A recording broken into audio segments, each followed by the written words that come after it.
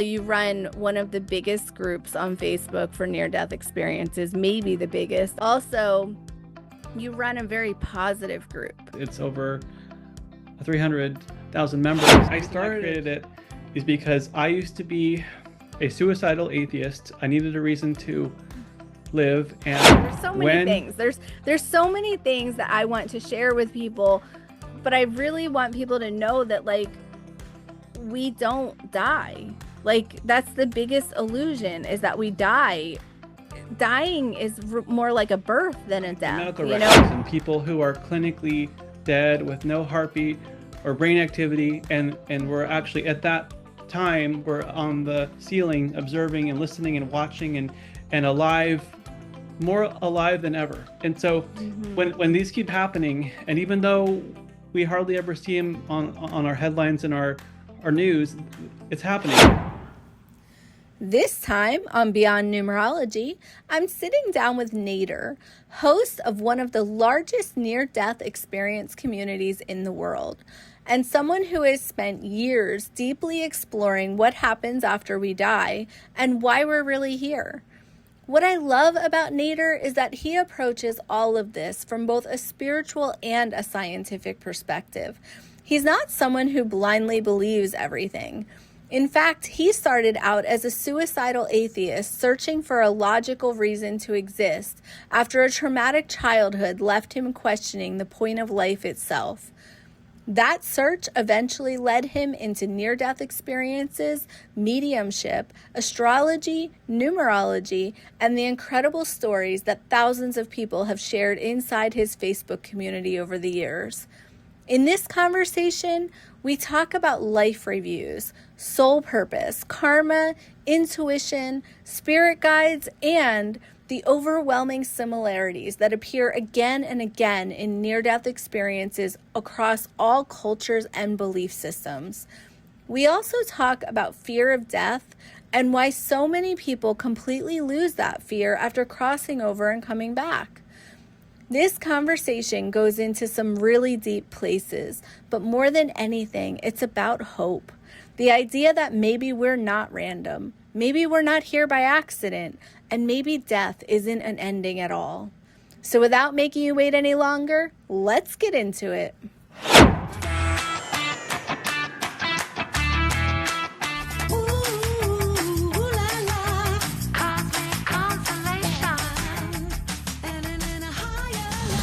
Welcome to Beyond Numerology.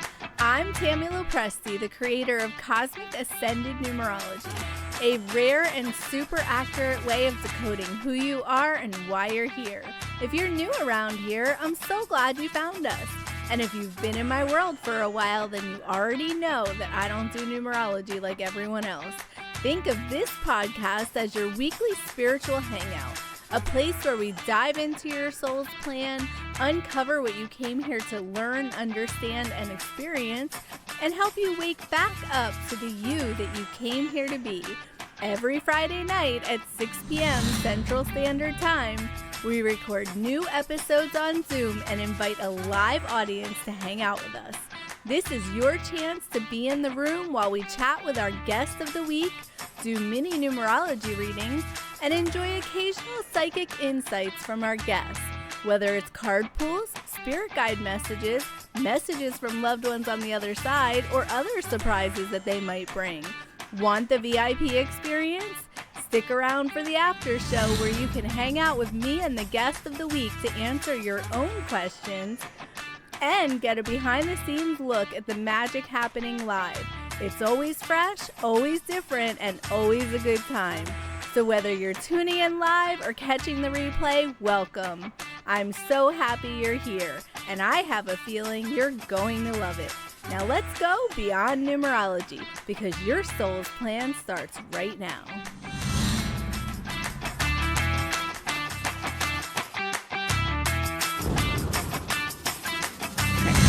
Hi everyone, I am here with Ned. Ned, do you prefer to be called Ned or Nader? I've always had Ned along, as a kid in school, but it's birth name is actually Nader, and so I've been encouraged. Some people they hear it, they like that's cool. So I Okay. feel like I I appreciate the value in both. I love Mhm. Ned because it's an anagram of NDE, and Oh, yeah. how much of a coincidence is that? That because Yeah. NDEs are my life's biggest passion. Yeah. Yeah, that's pretty amazing. Okay, well then I will go forward and call you Ned. And how do I pronounce your last name? Is it Matinia? Is that Matinnia. Matinnia? Okay. Yeah. I'll try to remember that when I do the intro later. We'll see. I may or may not get that wrong.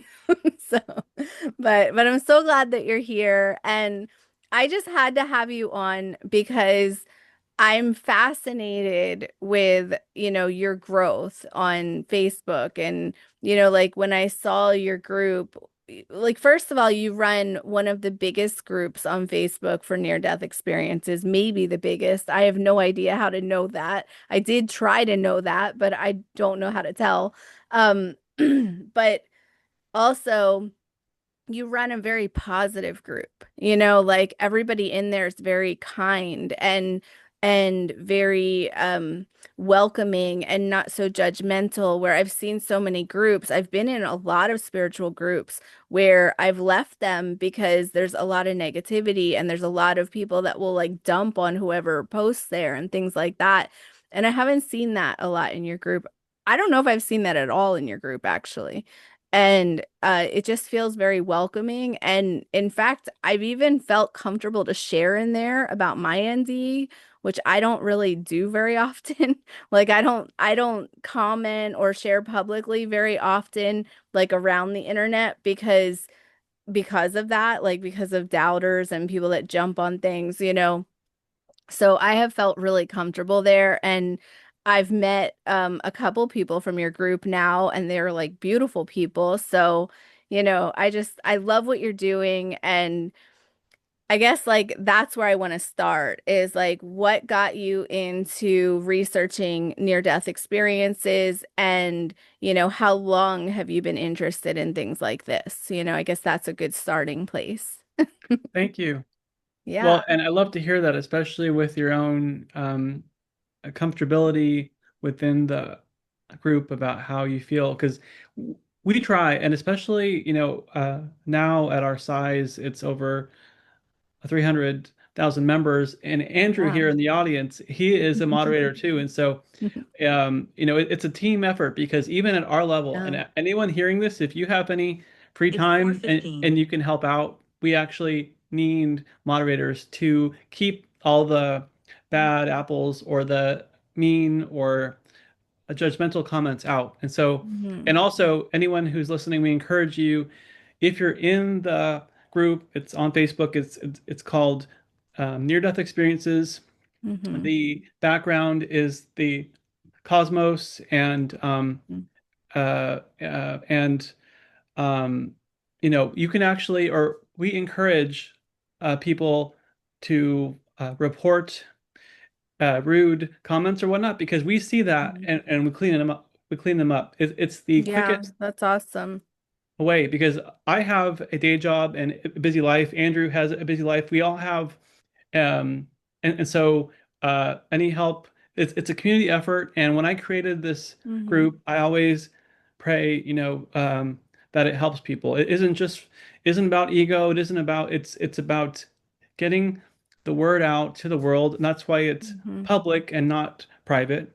Yeah. So that other people who are curious, they kind of stumble into it. Friends and family will see Hmm. it and go, "What is that?" And so Hmm. I love that you Yeah. shared that. And Yeah. your And question, and I will share the link in the show notes when it's all edited and up, so that people can find you.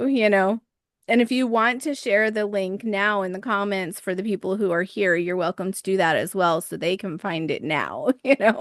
excellent. Yeah, Um, let me but just copy it. definitely we'll make sure. How long have you been doing this group? Like, when did you start it? I started on September 15th, 2013. And I so it's love that over you know 10 the years. date. That's awesome. That's Yes, and awesome. Perhaps we can even like, in the after show, we can look at the numerology of it. I would love But to do that. Yeah. It's already significant when you said it. I went, oh, that makes sense, you know? So yeah. and I started it because for me, I'm a scientific person. I need Hmm. uh, you know, critical thinking is so important, and I don't think enough of us are doing it. So I always encourage everyone Hmm. to embrace critical thinking because Yeah. there is so much are so much beliefs out there. A lot of them are hype or are hurting people, harming people, and like how to actually know what is real or not. And so in Hmm. that process, Yeah. science, I ever since I was a kid, I'm always about science. And I've learned that science and religion are not enemies, they're not opposites. Hmm. Um, these experiences, which people have called near-death experiences, happen to anyone of any background, any culture, any income, any Right. sexual orientation. It's universal. So, Yeah. uh, and because it points to science because all these are happening in medical records and people who are clinically dead with no heartbeat or brain activity, and we're actually at that time we're on the ceiling observing and listening and watching and alive, more alive than ever. And so Hmm. when these keep happening, and even though we hardly ever see them on our headlines and our news, it's happening. And Yeah. even though our medical system still is strongly uh, discouraged to ever share about these for many reasons. A lot of them are simply legal reasons because imagine a doctor or a surgeon who finds out that they had a patient who passed away and woke up. And the first thing they often think about is lawsuits and all this. And so it's all Yeah. hushed up. And so no one Yeah. can talk about it Yeah. until, you know, uh, groups like the one I created on Mhm. Facebook and IANS, which is the International Association for Near-Death Studies. All these groups out there, which are slowly growing, are finally giving a place for people to openly talk about and not be picked on about it or dismissed or told it's just a dream, ignore it, or told it's the devil, all that Yeah. stuff. So yeah, like the big thing, the reason I created it is because I used to be a suicidal atheist. I needed a reason to live. And when I learned about these and I learned that there's evidence and it's not just fairy tales, I was like, okay, I guess that explains it. I guess we're here for a reason. We do continue on. What we do here does matter because a lot of people who are atheistic, especially a lot of intelligent people who are in power around the world are very smart and cunning. That's how they actually end up, up there.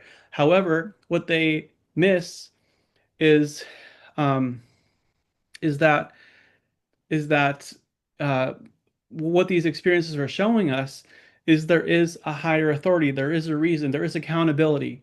Mhm. And once people learn that, like in an NDE, in a life review, or having a being like a guide or an angel or God actually tell them, please change your ways, you're hurting others and yourself. When things like that happen, which they do happen, it's a clear indicator that there is more, and there is a reason to uh, be good here, or at least to um, uh, honor each other. And just like every religion out there, they talk about love and the golden rule. Well, that's exactly what near-death experiencers are saying too. And so, Mhm. and Yeah. for me, it was that evidence I needed because I could read a religious book and say, well, I don't know if it's just a nice idea. How do I know if it's real? And then it could happen to a friend like Andrew here in the audience and other people, and you yourself had these experiences, Mhm. and then it's more evidence that there is reality in these. Yeah. Yeah, I agree with all of that. And my experience, I was telling you this before we got on here, like in the pre-show, I was telling you that, when I was little, I would ask all these questions, but I really didn't understand. I didn't understand like how it worked, and I wasn't sure if there was really life after death. My mom would say that there was, and I was lucky to grow up in a spiritual household where it was an open subject that you could just ask anything and nothing was off limits. But like my mom would say, like there's a life review, and she would try to help me understand that.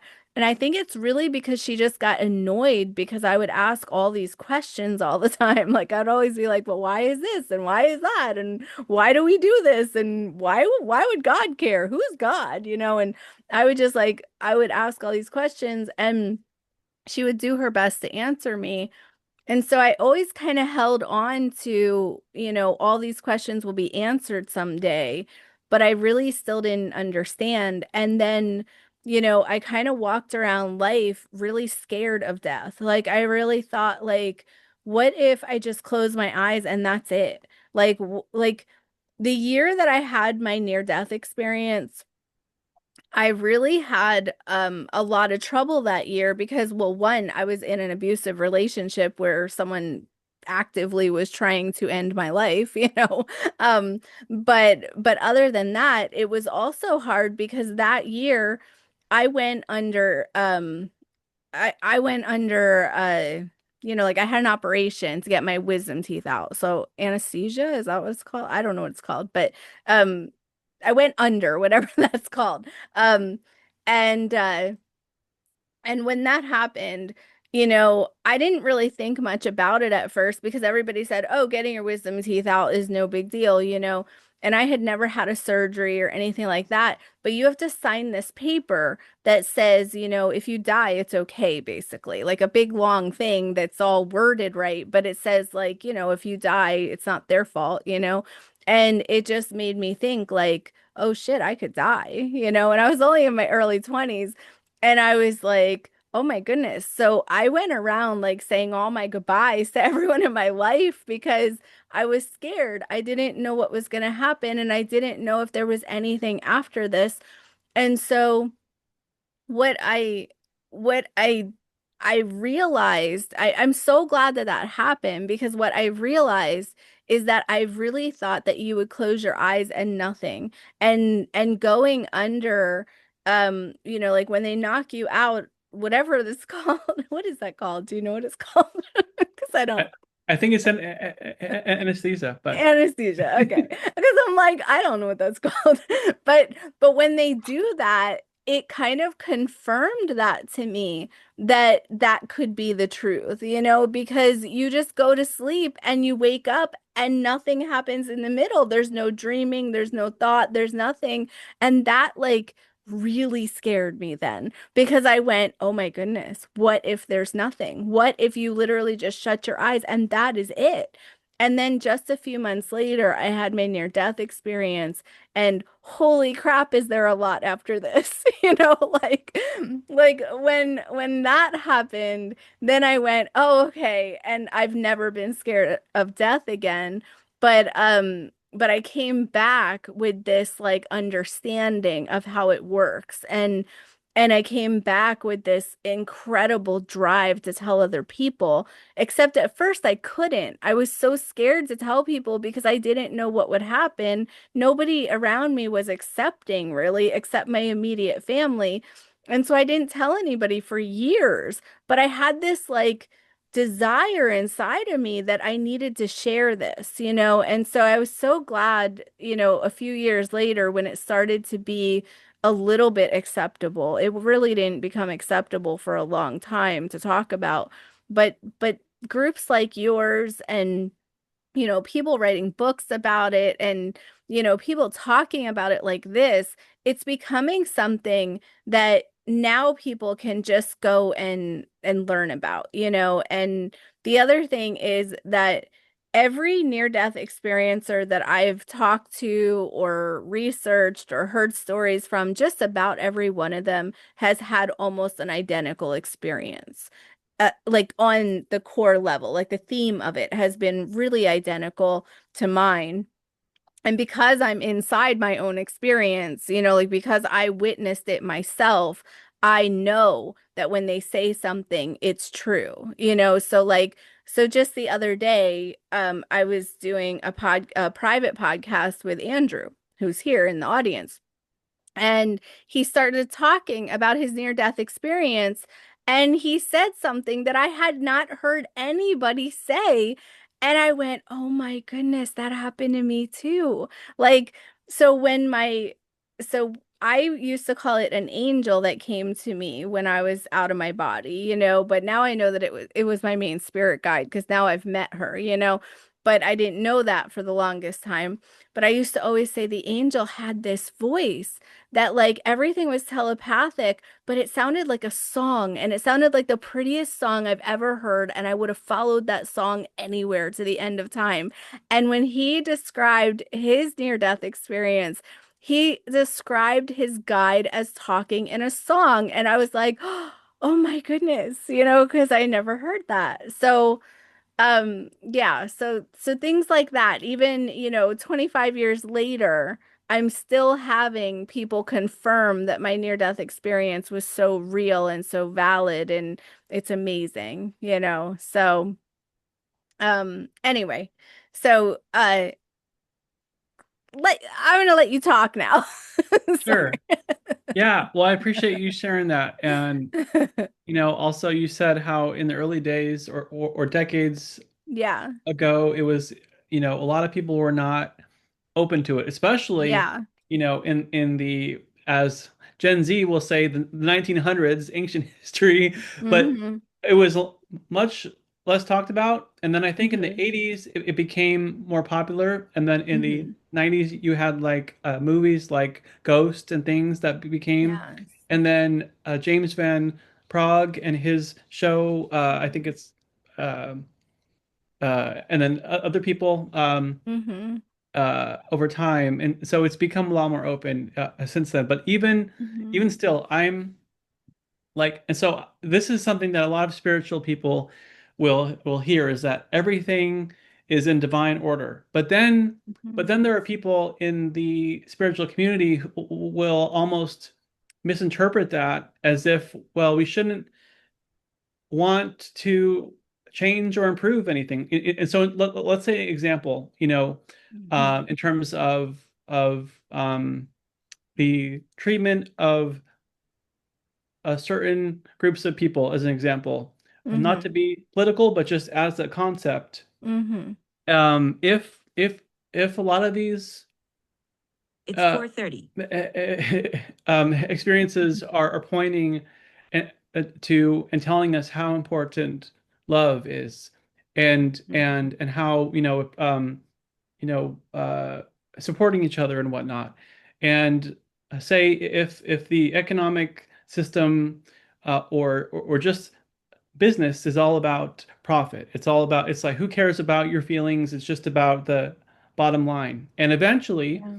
if NDEs tell us, or it's almost like the higher power angels are encouraging us over time, humanity, with our free will to move towards love, eventually we need to kind of start addressing that more. And then, but Yeah. at times there are people who basically say, don't try to change anything because everything is perfect. And so it's almost like a paradox, because it's like, Mm-hmm.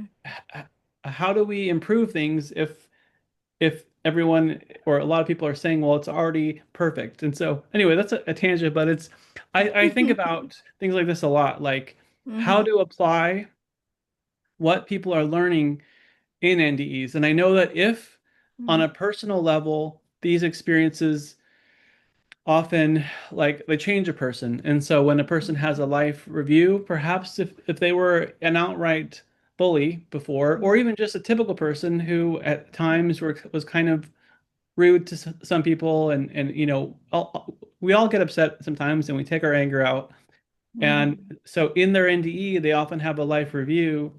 And in those reviews, oftentimes people are shown the effects of every action, every word that they tell themselves and tell others, and they come back realizing how Mm. important it is or how valuable it is to be kind to Mhm. others and to ourselves. And so Yeah. if that kind of a change can happen on a personal level, eventually I hope it can kind of spread through a society. Yeah, and I think it can. I think it is. I think it's taking, time, but I think it is happening. It's changing slowly because there's a lot of people that, just don't know yet. Like there's a lot of people that have not understood the truth yet. They haven't had, the experiences themselves, or they haven't had family members with experiences that could show them yet. But I think slowly we are getting there where a lot of us, at least that's my reality, and that's what I want to believe because when I look around the world, I see a lot of things that I don't understand. Like, I don't understand how it's so upside down and it's so backwards, and people are going along with it and things like that. But I surround myself with people like you that are, spiritually evolving and trying to understand how to do it right. And it's not like there's a right or wrong, but there's definitely a way that feels better, And the way that feels better is when everyone else is happy, when you're all happy, when you all get to be happy, when not just certain people get to be happy. And I think, I didn't have a life review during mine. I was shown my family, like where they are now and where they'll be if I leave. And I was shown that everything would be okay no matter what decision I made, whether to stay or to go. But I came back with that understanding either way. It's like I don't know if everybody does, but it was like a universal understanding that we're all the same and that it's all planned, and that, there is no good or bad. There is no there it was just such an understanding. It was like, my near-death experience probably only lasted a few minutes in the human world. But when I was there, it was like an hour or 2 hours or 10 hours. Who knows? I have Wow. no idea. But it was like the level of information and the amount of information that was just poured into me was enormous. And you come back remembering, like, that's the thing. You don't forget all these things. Like, it's almost like as you walk through time, these things get bigger and louder, and you see them like they stand out because these lessons that you were taught just keep getting retaught in different ways and shown to you. For me, I feel this incredible need to help people understand that, like, we're here by our own purpose. Like, we're here because we decided to be here. Nobody's holding us here. It's up to us, like we've decided this. We're not a victim of anything. There's a lot of people that will tell you that you're in a jail or on earth. I've heard that too. I don't really understand that. I know it feels that way, and I know I've thought that at times, but really, it's not true. It's really just limitations by society and belief systems. The truth is you're not being held here against your will. You're here because you chose to be here. And the reason why you woke up today is because you still have purpose here and you still have things to do that you came to and decided to do.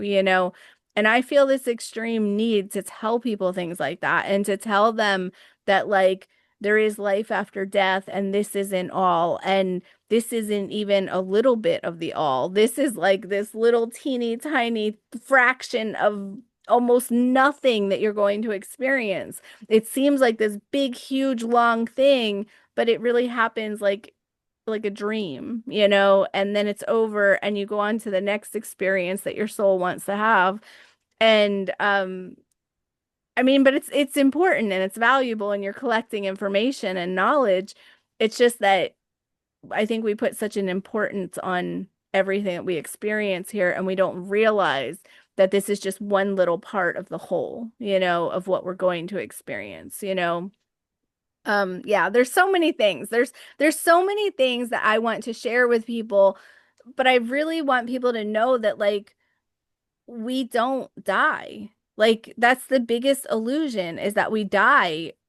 dying is more like a birth than a death. You know, actually, a birth feels more like a death to me at this point because I think that that's harder. Death was easy and death was fun and it was amazing. It was like the best freaking moment of my life, you know. I hear Coming that a lot. back was the hard part, you know. So yeah. So anyway, I wanted to ask you. So you said you needed a reason to live and starting your research into things like this gave you that. Um, how? Like why? Why did that why did that shift your thinking? What did you learn that shifted your thinking? It was so when I was in school, I grew up in a scientific household. I didn't have a religious upbringing, which Hmm. I kind of appreciate because I was more open, just without having anything imposed on me. And Hmm. um, and I learned about evolution in my biology class, and I thought, well, I guess that explains it. I guess we're just random collections of chemicals and atoms, and it's all just, and so in that, I felt like, well, we're just an accident. And that's what a lot of the people in science still believe and teach. And as you said, like a lot of the world is still the way it is because a lot of people just haven't known yet. And that's why I love Hmm. your show, my group, and just Hmm. getting the word out to more people and Yeah. spreading the message. And Yeah. um and so I had a traumatic childhood. I didn't have a close or a healthy, functional family or friends, and so a lot of people have those. But when you don't have Mhm. anything, don't have a support Yeah. system, and you don't see there to be a logical purpose, you think, well, what's the point of this anyway? I guess we're just, Yeah. part of it was too seeing how people treated each other, people on the news, or I went to high school in a wealthy area, and believe it or not, oftentimes wealthier areas, there's a downside is that kids often are entitled, and it's almost like nothing means anything. Like Yeah. kids are having a Mercedes in the parking lot and everything, and they're so entitled that it felt like, what's the point of anything? I saw rude behavior a lot and injustices everywhere, and I thought humans are just kind of messed up. That's how I felt as a Mhm. teenager, and Yeah. um, and truth has always been important to me and people being honest and justice. And I saw the opposite, a lot of it. And that's why I thought this is just a Mhm. primitive planet. I don't know what the point is for being here. I want out. And then, Yeah. and, and then so out of curiosity, I, in college, I took a world religions class, and I learned about all the religions out of a scientific curiosity of like, what are these humans in different areas of the world thinking, and why? And is there anything to it? Are they all just fairy tales? What's this all about? Mhm. So, Yeah. and so I found that interesting, and I found some common patterns. Like a lot of Mhm. them, they talk about the golden rule. And then in Eastern Mhm. religions, they talk about how there's like a bliss and indescribable um, uh, a source of things and all that. So I thought that was interesting. Mhm. And they talked about like the mystery, and so all this stuff. And then I came across Dr. Raymond Moody's book, Mhm. Life After Life, and Yeah. um, Mhm. and that really opened my eyes because it was a credible author, and it was a psychiatrist, Dr. Raymond Moody, who in 1975 he had patients who had told him, that in surgeries or in situations that they had died and then unexpectedly woke up, and that amazing things happened in those experiences that they couldn't tell anyone, but he Mhm. was the first person who would listen and be curious, and he was, Mhm. you know, a valid professional psychiatrist. And with their Mhm. permission, he started writing them down and studying them, and he Mhm. published his book, Life After Life. And so when I read that, the scientist in me was like, okay, this book is not about fairy tales or nice ideas. This is a psychologist at the University of, I think, Virginia or somewhere around there, Mhm. actually recording what his patients are saying and how there are patterns to it. And they talk about like a immense light that's indescribable and powerful and loving and they talk about being sent back to Earth often against their will and things like this. And I Mhm. thought, okay, this is more interesting. And it seems like there is something here. And the more I looked into it, the more I realized these probably are real. And then if they are real, what that means that there is some kind of higher power, there is some kind of a reason. And I guess, if I, let's say, continued with the ideas of suicide, what these people are saying is no, don't do that. Actually, we're here for a reason. And so Mhm. that basically turned my whole perspective around. Mhm. Yeah. If you could think of one story, like I'm sure you've heard hundreds at this point, especially running a group like that. If you could think of one story that really stood out to you and why, like I'd love to hear that. Like I'd love to hear like what's something profound that happened that kind of stuck with you that someone told you, or that you read about. Well, I've heard of a lot of them, including I have a friend, Mhm. Brooke, who, in her experience, at the time she had it, she didn't have children, and I don't even recall if she was thinking about them or not.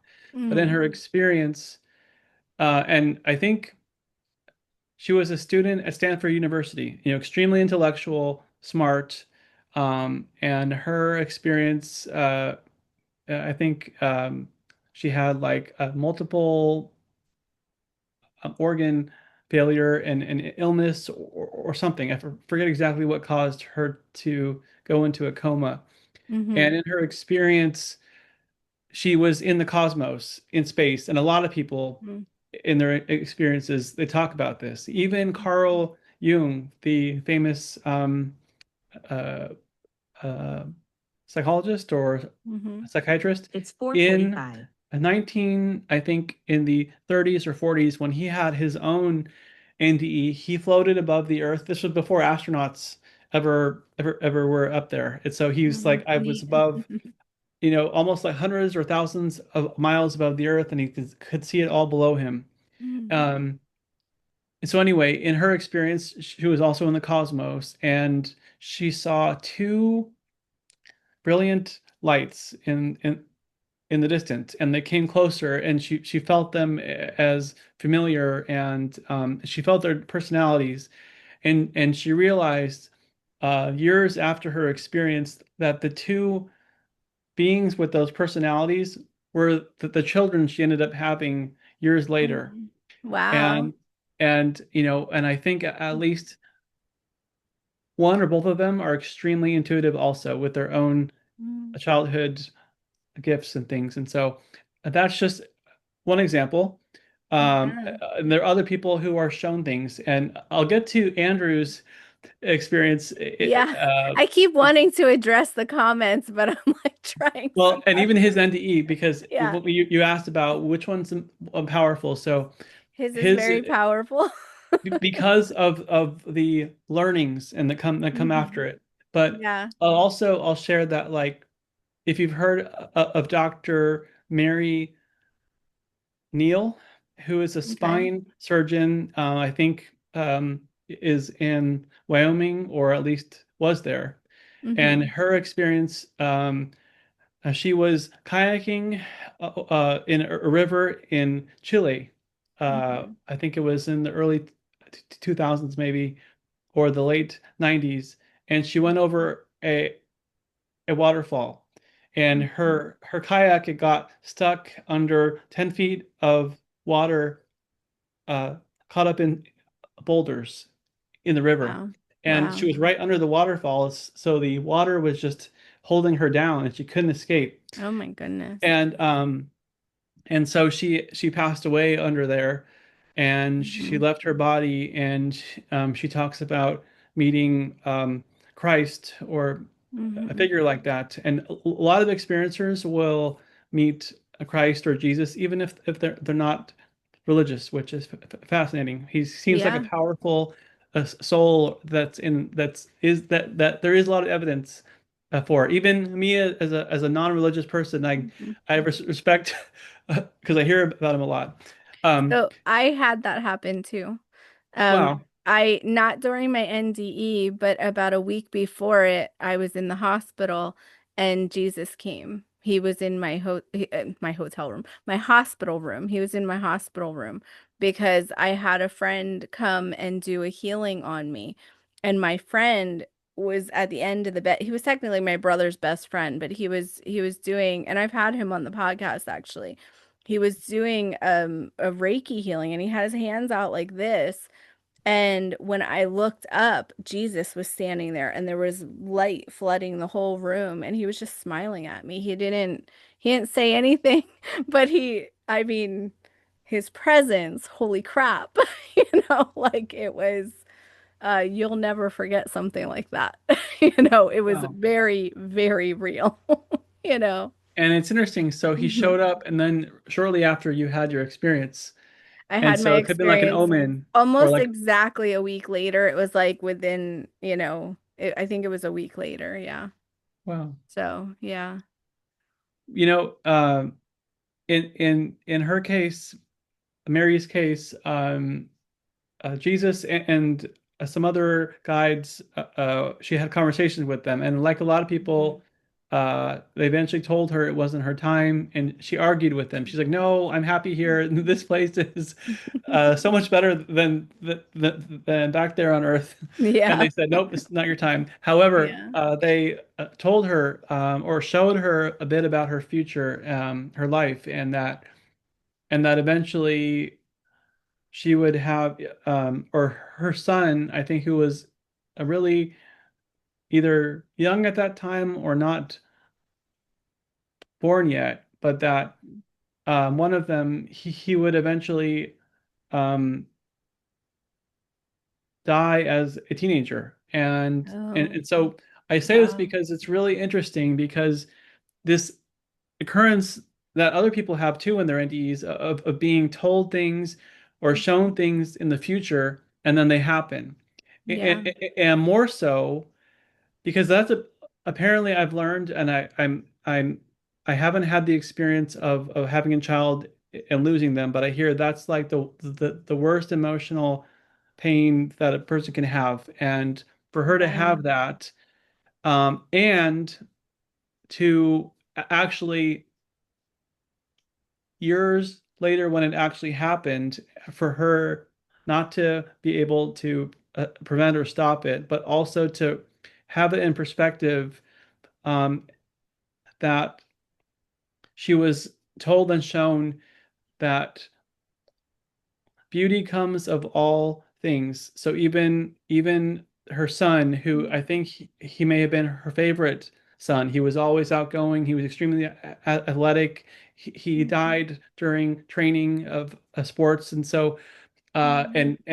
so knowing that it was probably in his plan, or it was 100% in his plan, Yeah. she was shown it ahead of time, and that even afterwards to have that perspective and that knowing that even that there is beauty that comes from that, I find is so fascinating. I can't even imagine knowing something like that. That I wouldn't want to know something like that. I don't know that I could live with it. That would be really hard, you know? And and so and then in terms of exactly. Yeah. In terms of Andrew's NDE in the audience here, Mm-hmm. his is one of the most fascinating because it involves not just a life review of this life, but reviewing other lifetimes and remembering why his life here is how it is for a reason. You know, like just like all Mm-hmm. of our lives, and you said that in your life you chose a lot of the things on purpose Oh and yeah. situations Yeah. you're in, and so Yeah. and it's fascinating to hear about. He talks about how there was a life where he was, I think, a banker or Mm-hmm. a wealthy finance person in New York City a long time ago. Mm-hmm. And he took advantage of clients because he said, well, he basically realized he could earn more at their disadvantage or at their expense, and he did that. Yep. And in his review, he saw, or he was shown the error or the pain that all caused. And I think Mm-hmm. if I remember correctly, to explain it, he Mm-hmm. chose in this life to almost like the concept of karma or Mm-hmm. balancing, or just the fact that like you think about it as a soul. I messed up. I want to voluntarily be almost like hit a little bit or just to feel that. So I humble myself like, okay, I'm Mm-hmm. never going to do that again. So Andrew, Mm-hmm. if that is an accurate assessment, almost like a summary of it, but you chose a really hard life in this one because, and you chose it on purpose Yeah, because like you said. he says I needed to atone in this life for the harm in that life. So just so you know, guys, I did interview Andrew and I'm working on editing that episode. So you'll hear his entire story. It's going to be at least two parts because it went on for a long time. But so you will hear his whole story and his story's amazing. So a very incredible story. Two near deaths at 7 years old and 14 years old, and oh, holy crap, a big story, a good story. So, yeah. Anyway. So, yeah, so that one stuck with you. Yeah, well, because I think Yeah. about like I'm always trying to understand in life why things are happening. So a lot of times I Yes. hear spiritual podcasts or things, and a whole Mm-hmm. lot of us do this. Like we read a book or an audio book, Mm-hmm. and then we step out of our front door in the real world in traffic, and we're like, all right, how do I apply all the harmony and beauty I just read? How do I actually live that in the world where it's hard? And that's the hard part. So I'm trying to understand like why, a person is constantly struggling, or why I'm constantly struggling, or I'm trying to see how to live better, and to have more understanding of the things that I get confused and blocked about. In cases like his NDE, and in yours, where you say you chose a lot of the things, help to understand, okay, and so Mm-hmm. perhaps like it could be like when I say karma, it's not like a strict religious, but it's like Yeah. a loose idea of he's atoning here for something in the past. Perhaps I could be atoning. Perhaps it's just like, how can I work with universal laws for the Mm-hmm. most like harmonious or fun or best life I can have. Because on a simple level, even you think about like food, like you can either have the fast food or the healthy food, and I often, I love food, and so, but I know whenever I eat the fast food, I'll feel worse afterwards. So it's kind of like it's a loose analogy um of uh how can I live better here and kind of have the happiest time, and a balance of like a pleasure and also health. And so they're not either Mm-hmm. or, but on a So, spiritual level too, you know, in terms of like working with other people rather than against them, or like in mm-hmm. business, it's like when you learn the laws of the universe, you can kind of flow with them and kind of have an easier time. So that's my question then. Okay.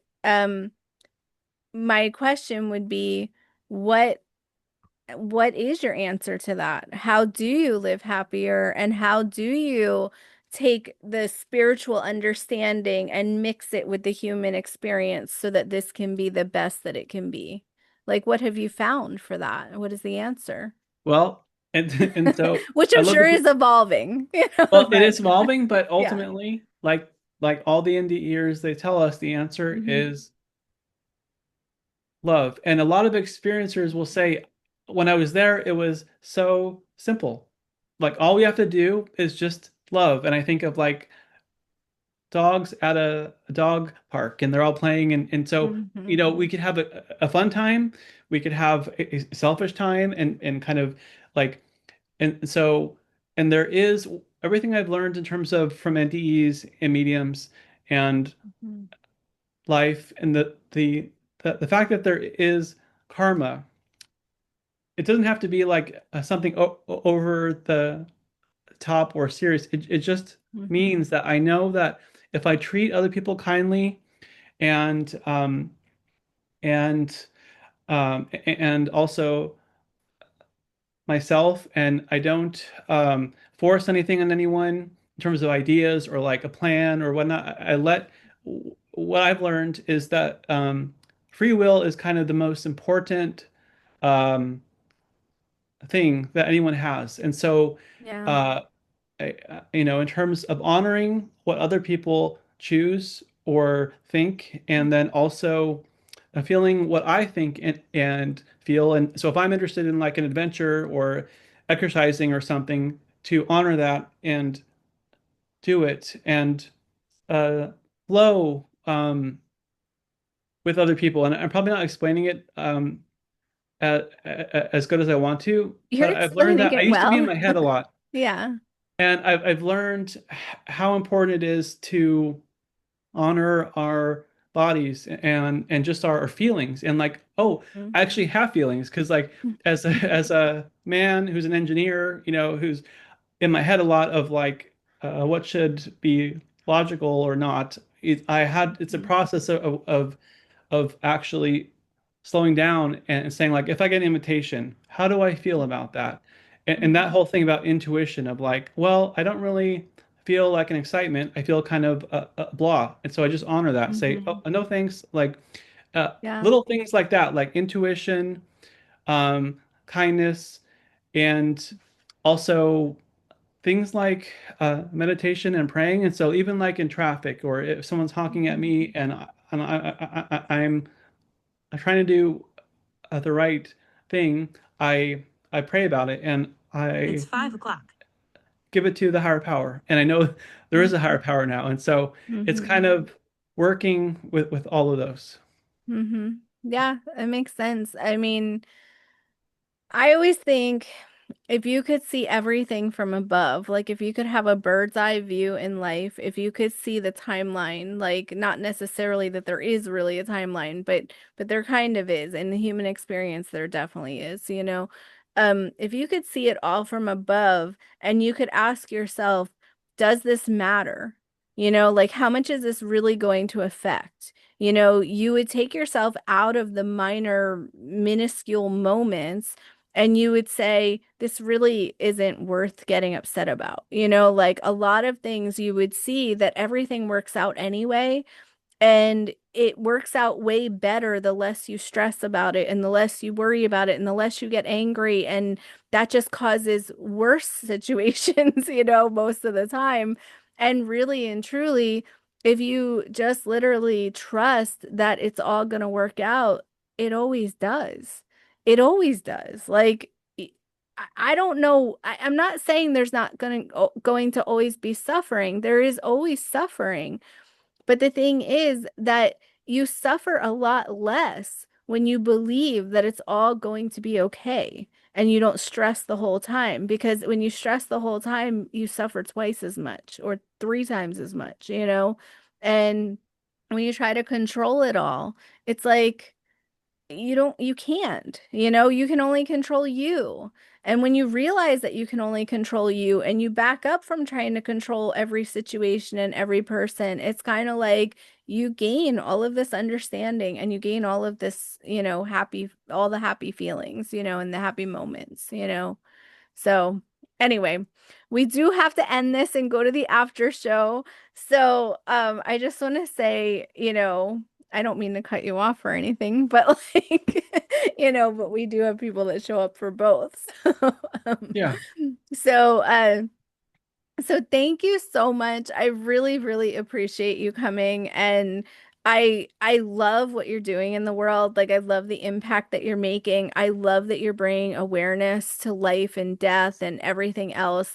I think that, you know, I just love that people like you exist. Like I am just so happy that you're bringing so many people together to share experiences so that the world can the vibration can raise in the world and people can understand and people can fear death less and people can have something to believe in and something to hope for. I think that you're bringing that. And I think that that is just amazing. Andrew says you've changed his life immensely, and I believe it. Like I think your group is amazing, and I think the people I've met there so far are amazing. I'm reading a book from someone in your group right now, and it's one of the best books I've read. Actually, if anyone wants to Yeah. know Which what one? that book is, I guess I should tell you. I'm technically listening to it because I listen to books. I don't read them anymore, for the most part. So it's called Verified Near-Death Experiences by Simon Bown. And Yeah, I it's saw a that one. and I'll In I'll put that in the show notes. It's really good. One of the stories he's talking about right now, I've already heard somewhere else, but I love the way his storytelling is, and I love the way that he's just like going from one story to another. And that there's proof in all of them, and just like Andrew's story, Andrew could see the back of the doctor's head where there was no way he could have seen that. I love stories like that. Like I love when there's like that extra proof in there that you can blow people's minds and go, I really was there in the room, even though I wasn't actually clinically alive. That's my favorite, with near-death experiences. Mine wasn't quite like that, but I love hearing those stories. So anyway, so we're gonna wrap this up. We're gonna move to the after show. So everyone meet us at the after show. Um, we will be there in just a minute, and Ned, thank you. Just thank you so much. This was great. I Thank could you. probably talk to you all day. So anyway, all right, I'll see everyone on the after show. So